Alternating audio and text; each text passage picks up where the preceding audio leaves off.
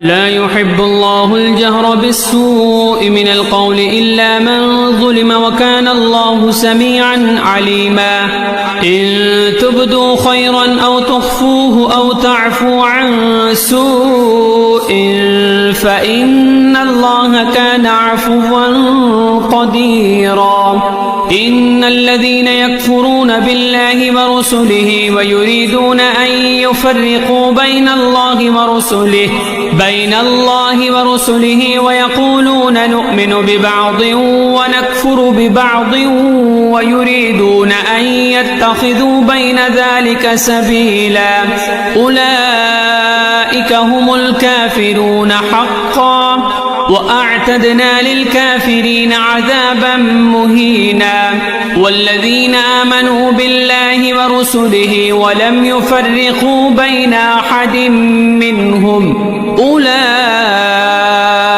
سوف يؤتيهم أجورهم وكان الله غفورا رحيما والذين آمنوا بالله ورسله ولم يفرقوا بين أحد منهم أولئك سوف يؤتيهم أجورهم وكان الله غفورا رحيما يسألك أهل الكتاب أن تنزل عليهم كتابا من السماء فقد سألوا موسى أكبر من ذلك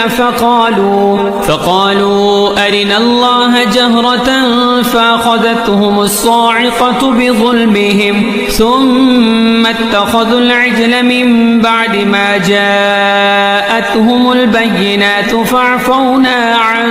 ذلك وآتينا موسى سلطانا مبينا ورفعنا فوقهم الطور بميثاقهم وقلنا لهم ادخلوا الباب سجدا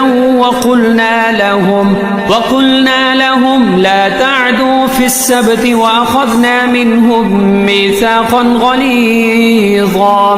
فبما نقضهم ميثاقهم وكفرهم بآيات الله وقتلهم الأنبياء بغير حق وقولهم قلوبنا غلف بل طبع الله عليها بكفرهم فلا يؤمنون إلا قليلا وبكفرهم وقولهم على مريم بهتانا عظيما وقولهم إنا قتلنا المسيح عيسى ابن مريم رسول الله وما قتلوه وما صلبوه ولكن شبه لهم وإن الذين اختلفوا فيه لفي شك منه ما لهم به من علم إلا اتباع الظن وما قتلوه يقينا بل رفعه الله إليه وكان الله عزيزا حكيما وإن من أهل الكتاب إلا ليؤمنن به قبل موته ويوم القيامة يكون عليهم شهيدا فبظلم من الذين هادوا حرمنا عليهم طيبات أحلت لهم وبصدهم عن سبيل الله كثيرا وأخذهم الربا وقد نهوا عنه وأكلهم أموال الناس بالباطل وأعتدنا للكافرين عذابا أليما لكن الراسخون في العلم منهم والمؤمنون يؤمنون بما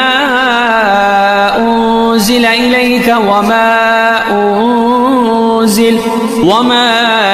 أنزل من قبلك والمقيمين الصلاة والمؤتون الزكاة والمؤمنون بالله واليوم الآخر أولئك سنؤتيهم أجرا عظيما إنا أوحينا إليك كما أوحينا إلى نوح والنبيين من بعده وأوحينا إلى إبراهيم وإسماعيل وإسحاق ويعقوب والأسباط وعيسى وأيوب ويونس وهارون وسليمان وآتينا داود زبورا ورسلا قد قصصناهم عليك من قبل ورسلا لم نقصصهم عليك وكلم وكلم الله موسى تكليما رسلا مبشرين ومنذرين لئلا يكون للناس على الله حجة بعد الرسل وكان الله عزيزا حكيما لكن الله يشهد بما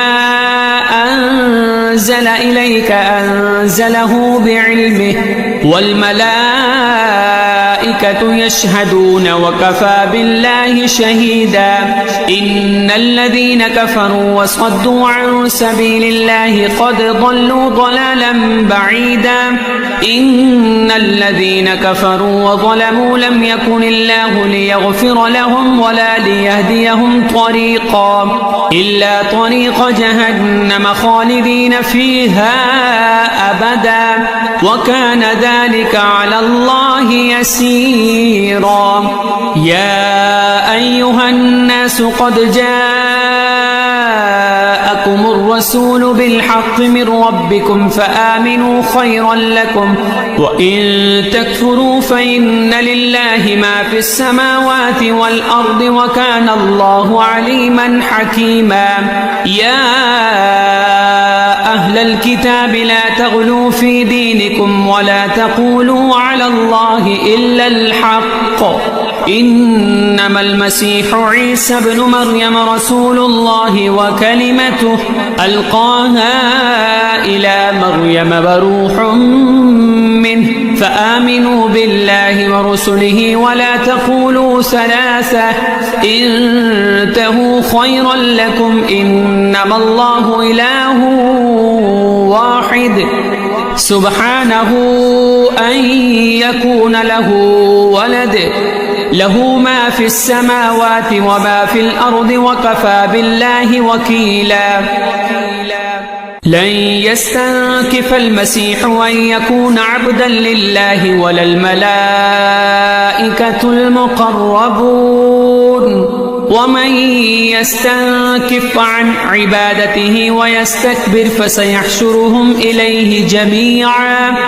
فأما الذين آمنوا وعملوا الصالحات فيوفيهم أجورهم ويزيدهم من فضله وأما الذين استنكفوا واستكبروا فيعذبهم عذابا أليما ولا يجدون لهم من دون الله وليا ولا نصيرا يا أيها الناس قد جاءكم برهان من ربكم وأنزلنا إليكم نورا مبينا فأما الذين آمنوا بالله واعتصموا به فسيدخلهم في رحمة منه وفضل ويهديهم إليه صراطا مستقيما يستفتونك قل الله يفتيكم في الكلالة إن امرؤ هلك ليس له ولد وله أخت فلها نصف ما ترك وهو يرثها إن لم يكن لها ولد فإن كانت اثنتين فلهما الثلثان مما ترك وإن كانوا إخوة رجالا ونساء فللذكر مثل حظ الأنثيين يبين الله لكم أن تضلوا والله بكل شيء عليم بسم الله الرحمن الرحيم يا أيها الذين آمنوا أوفوا بالعقود أحلت لكم بهيمة الأنعام إلا ما يتلى عليكم غير محل الصيد وأنتم حرم إن الله يحكم ما يريد يا أيها الذين آمنوا لا تحلوا شعائر الله ولا الشهر الحرام ولا الهدي ولا القلائد ولا آمين البيت البيت الحرام يبتغون فضلا من ربهم ورضوانا وإذا حللتم فاصطادوا ولا يجرمنكم شنآن قوم أن صدوكم عن المسجد الحرام أن تعتدوا وتعاونوا على البر والتقوى ولا تعاونوا على الإثم والعدوان واتقوا الله إن الله شديد العقاب. حرمت عليكم الميتة والدم ولحم الخنزير وما أهل لغير الله به والمنخنقة والموقوذة والمتردية والنطيحة وما أكل السبع إلا ما ذكيتم وما ذبح على النصب وأن تستقسموا بالأزلام ذلكم فسق. اليوم يئس الذين كفروا من دينكم فلا تخشوهم واخشون اليوم أكملت لكم دينكم وأتممت عليكم نعمتي ورضيت لكم الإسلام دينا فمن اضطر في مخمصة غير متجانف لإثم فإن الله غفور رحيم. يسألونك ماذا أحل لهم قل أحل لكم الطيبات وما علمتم من الجوارح مكلبين تعلمونهن مما علمكم الله فكلوا مما أمسكن عليكم واذكروا اسم الله عليه واتقوا الله إن الله سريع الحساب. اليوم أحل لكم الطيبات وطعام الذين أوتوا الكتاب حل لكم وطعامكم حل لهم والمحصنات من المؤمنات والمحصنات من الذين أوتوا الكتاب من قبلكم إذا آتيتموهن أجورهن محصنين غير مسافحين ولا متخذي أخدان ومن يكفر بالإيمان فقد حبط عمله وهو في الآخرة من الخاسرين. يا أيها الذين آمنوا إذا قمتم إلى الصلاة فاغسلوا وجوهكم وأيديكم إلى المرافق وامسحوا برؤوسكم وأرجلكم إلى الكعبين وإن كنتم جنبا فاطهروا وإن كنتم مرضى أو على سفر أو جاء أحد منكم من الغائط أو لامستم النساء فلم تجدوا ماء فتيمموا صعيدا طيبا فامسحوا بوجوهكم وأيديكم منه ما يريد الله ليجعل عليكم من حرج ولكن يريد ليطهركم وليتم نعمته عليكم لعلكم تشكرون. واذكروا نعمة الله عليكم وميثاقه الذي واثقكم به إذ قلتم سمعنا وأطعنا واتقوا الله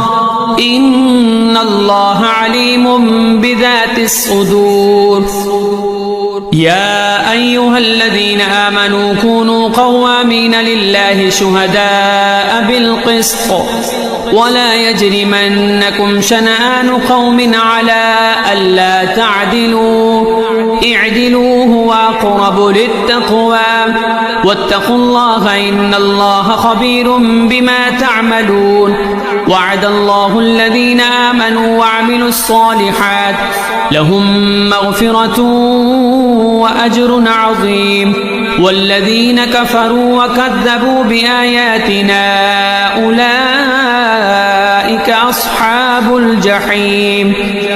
يا أيها الذين آمنوا اذكروا نعمة الله عليكم إذ هم قوم أن يبسطوا إليكم أيديهم فكف أيديهم عنكم واتقوا الله وعلى الله فليتوكل المؤمنون. ولقد أخذ الله ميثاق بني إسرائيل وبعثنا منهم 12 نقيبا وقال الله إني معكم لئن أقمتم الصلاة وآتيتم الزكاة وآمنتم برسلي وعزرتموهم وأقرضتم الله قرضا حسنا لأكفرن عنكم سيئاتكم ولأدخلنكم جنات تجري من تحتها الأنهار فمن كفر بعد ذلك منكم فقد ضل سواء السبيل. فبما نقضهم ميثاقهم لعناهم وجعلنا قلوبهم قاسية يحرفون الكلم عن مواضعه ونسوا حظا مما ذكروا به ولا تزال تطلع على خائنة منهم إلا قليلا منهم فاعف عنهم واصفح إن الله يحب المحسنين. ومن الذين قالوا إنا نصارى أخذنا ميثاقهم فنسوا حظا مما ذكروا به فأغرينا بينهم العداوة والبغضاء إلى يوم القيامة وسوف ينبئهم الله بما كانوا يصنعون. يا أهل الكتاب قد جاءكم رسولنا يبين لكم كثيرا مما كنتم تخفون من الكتاب ويعفو عن كثير. قد جاءكم من الله نور وكتاب مبين يهدي به الله من اتبع رضوانه سبل السلام ويخرجهم من الظلمات إلى النور بإذنه ويهديهم إلى صراط مستقيم.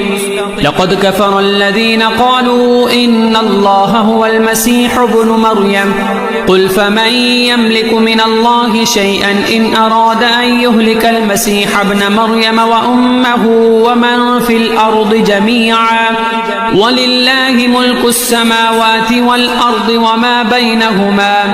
يخلق ما يشاء والله على كل شيء قدير. وقالت اليهود والنصارى نحن أبناء الله وأحباؤه قل فلم يعذبكم بذنوبكم بل أنتم بشر ممن خلق يغفر لمن يشاء ويعذب من يشاء ولله ملك السماوات والأرض وما بينهما وإليه المصير. يا أهل الكتاب قد جاءكم رسولنا يبين لكم على فترة من الرسل أن تقولوا ما جاءنا من بشير ولا نذير فقد جاءكم بشير ونذير والله على كل شيء قدير.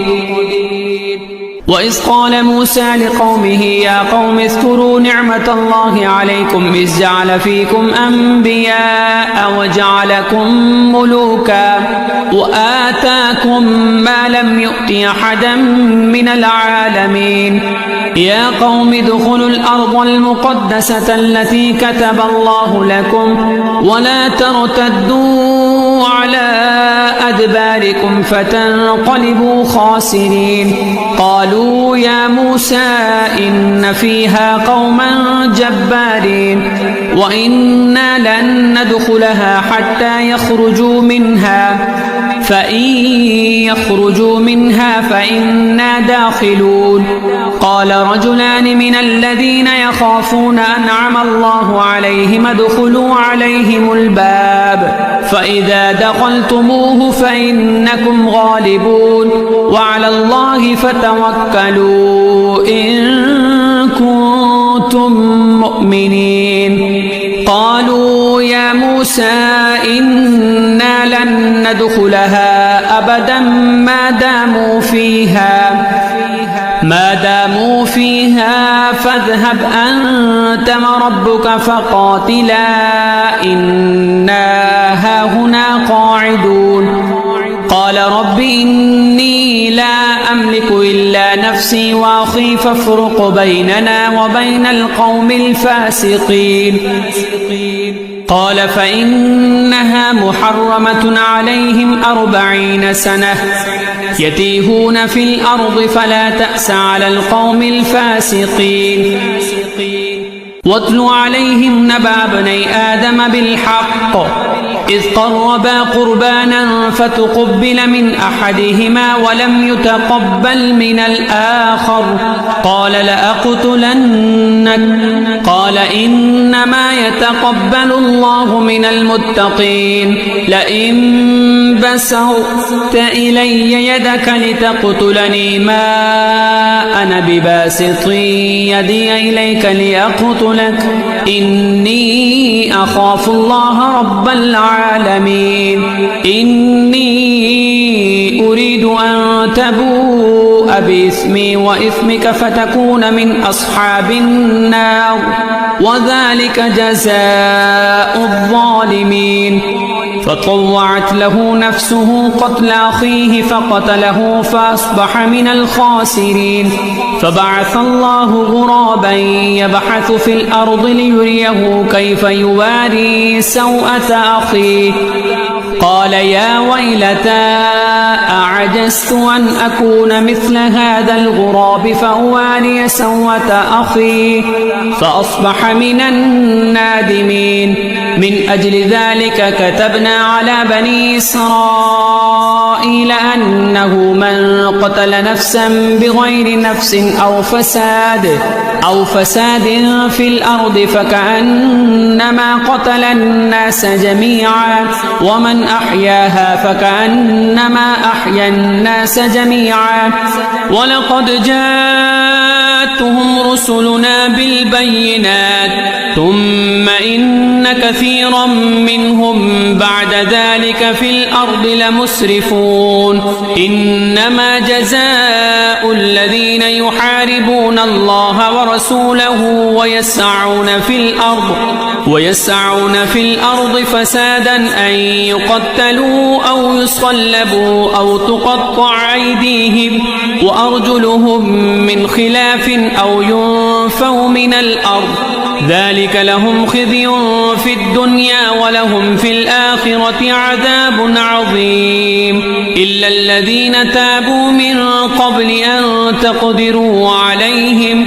فاعلموا أن الله غفور رحيم. يا أيها الذين آمنوا اتقوا الله وابتغوا إليه الوسيلة وجاهدوا في سبيله لعلكم تفلحون. إن الذين كفروا لو أن لهم ما في الأرض جميعا ومثله معه ليفتدوا به من عذاب يوم القيامة ما تقبل منهم ولهم عذاب أليم. يريدون أن يخرجوا من النار وما هم بخارجين منها ولهم عذاب مقيم. والسارق والسارقة فاقطعوا أيديهما جزاء بما كسبا نكالا من الله والله عزيز حكيم. فمن تاب من بعد ظلمه وأصلح فإن الله يتوب عليه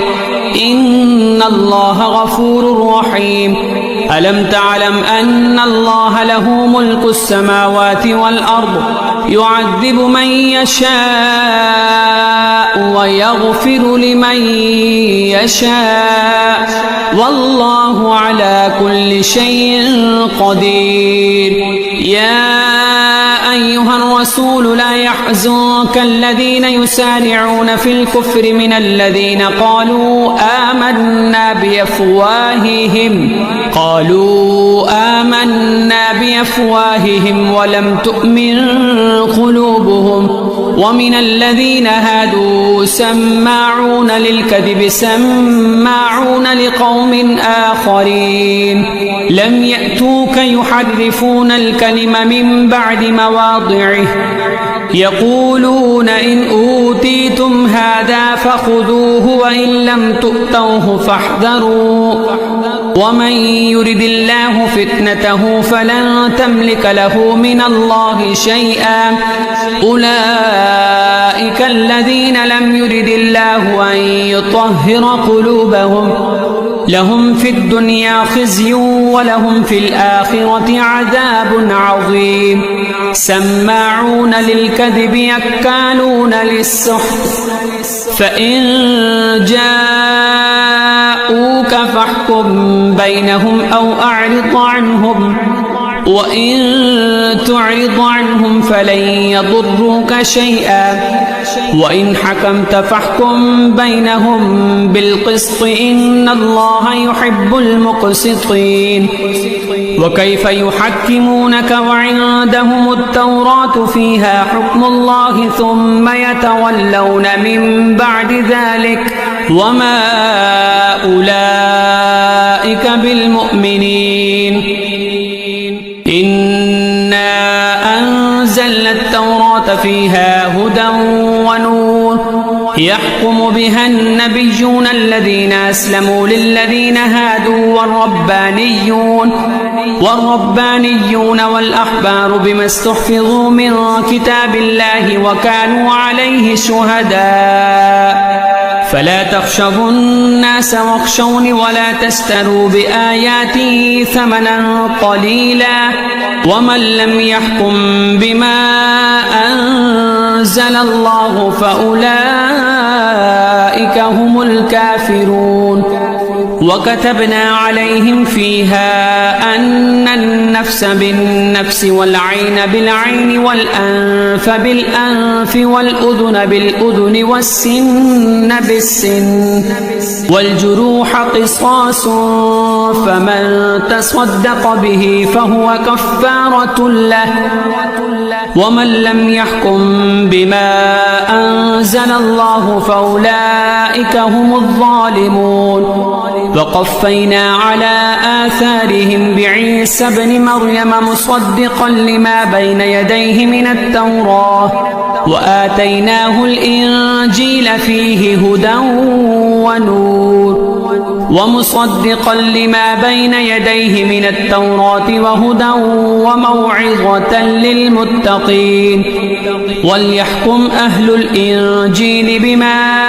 أنزل الله فيه ومن لم يحكم بما أنزل الله فأولئك هم الفاسقون. وأنزلنا إليك الكتاب بالحق مصدقا لما بين يديه من الكتاب ومهيمنا عليه فاحكم بينهم بما أنزل الله ولا تتبع أهواءهم عما جاءك من الحق لكل جعلنا منكم شرعة ومنهاجا ولو شاء الله لجعلكم أمة واحدة ولكن ليبلوكم فيما آتاكم فاستبقوا الخيرات إلى الله مرجعكم جميعا فينبئكم بما كنتم فيه تختلفون. وأن احكم بينهم بما أنزل الله ولا تتبع أهواءهم واحذرهم أن يفتنوك عن بعض ما أنزل الله إليك فإن تولوا فاعلم أنما يريد الله أن يصيبهم ببعض ذنوبهم وإن كثيرا من الناس لفاسقون أفحكم الجاهلية يبغون ومن أحسن من الله حكما لقوم يوقنون يا أيها الذين آمنوا لا تتخذوا اليهود والنصارى أولياء بعضهم أولياء بعض ومن يتولهم منكم فإنه منهم إن الله لا يهدي القوم الظالمين فترى الذين في قلوبهم مرض يسارعون فيهم يقولون نخشى أن تصيبنا دائرة فعسى الله أن يأتي بالفتح أو أمر من عنده فيصبحوا على ما أسروا في أنفسهم نادمين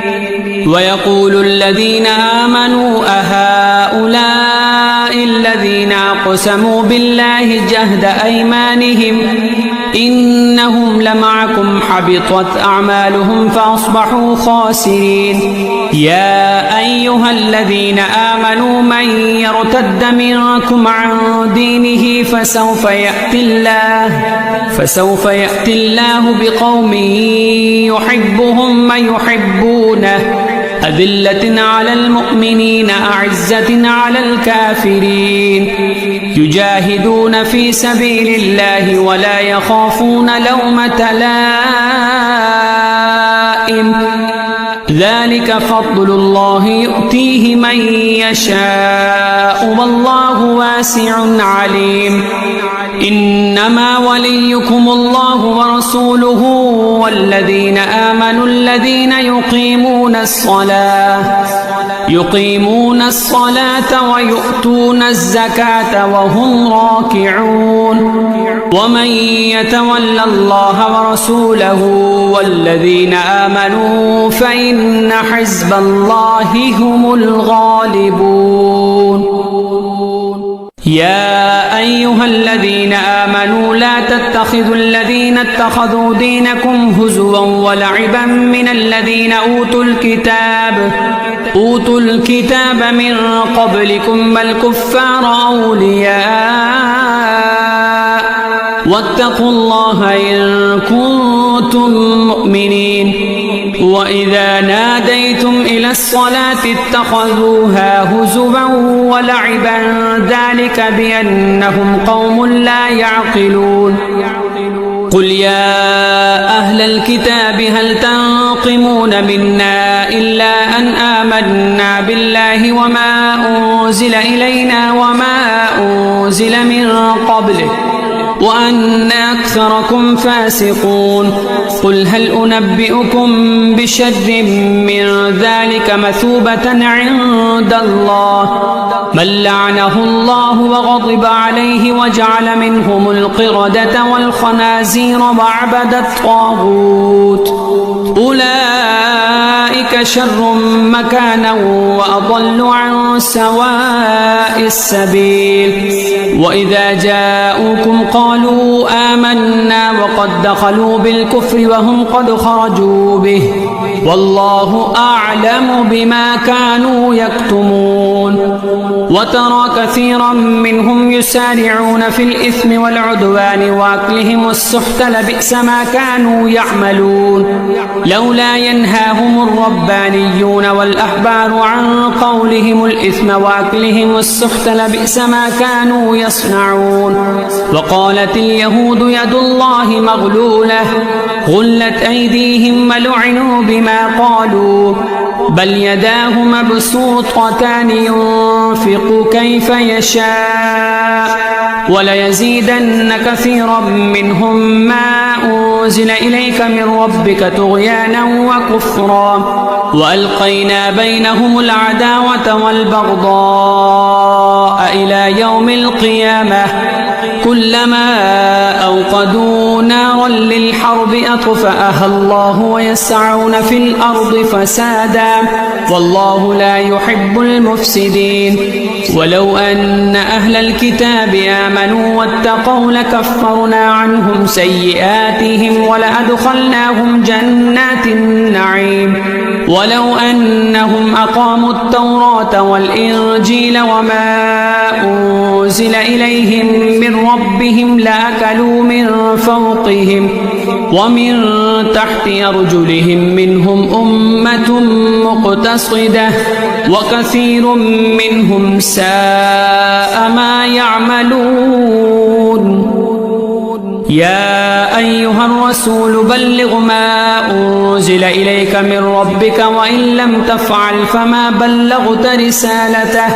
والله يعصمك من الناس إن الله لا يهدي القوم الكافرين قل يا أهل الكتاب لستم على شيء حتى تقيموا التوراة والإنجيل وما أنزل إليكم من ربكم وليزيدن كثيرا منهم ما أنزل إليك من ربك طغيانا وكفرا فلا تأس على القوم الكافرين إن الذين آمنوا والذين هادوا والصابئون والنصارى من آمن بالله واليوم الآخر وعمل صالحا فلا خوف عليهم ولا هم يحزنون لقد أخذنا ميثاق بني إسرائيل وأرسلنا إليهم رسلا كلما جاءهم رسول بما لا تهوى أنفسهم فريقا كذبوا وفريقا يقتلون وحسبوا ألا تكون فتنة فعموا واصموا ثم تاب الله عليهم ثم عموا واصموا كثير منهم والله بصير بما يعملون لقد كفر الذين قالوا إن الله هو المسيح ابن مريم وقال المسيح يا بني إسرائيل اعبدوا الله ربي وربكم إنه من يشرك بالله فقد حرم الله عليه الجنة ومأواه النار وما للظالمين من أنصار لقد كفر الذين قالوا إن الله ثالث ثلاثة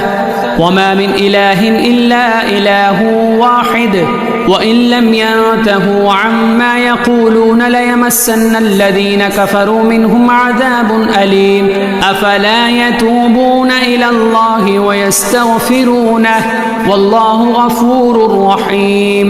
ما المسيح ابن مريم إلا رسول قد خلت من قبله الرسل وأمه صديقة كانا يأكلان الطعام انظر كيف نبين لهم الآيات ثم انظر أنا يؤفكون قل أتعبدون من دون الله ما لا يملك لكم ضرا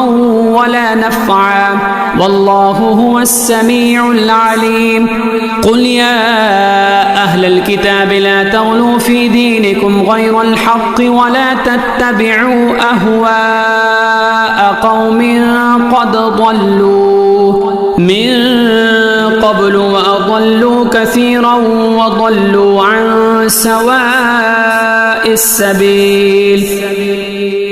لعن الذين كفروا من بني إسرائيل على لسان داود وعيسى بن مريم ذلك بما عصوا وكانوا يعتدون كانوا لا يتناهون عن منكر فعلوه لبئس ما كانوا يفعلون ترى كثيرا منهم يتولون الذين كفروا لبئس ما قدمت لهم أنفسهم أن سخط الله عليهم وفي العذاب هم خالدون ولو كانوا يؤمنون بالله والنبي وما أنزل إليه ما اتخذوهم أولياء ولكن كثيرا منهم فاسقون لتجدن أشد الناس عداوة للذين آمنوا اليهود والذين أشركوا ولتجدن أقربهم مودة للذين آمنوا الذين قالوا إنا نصارى ذلك بأن منهم قسيسين ورهبانا وأنهم لا يستكبرون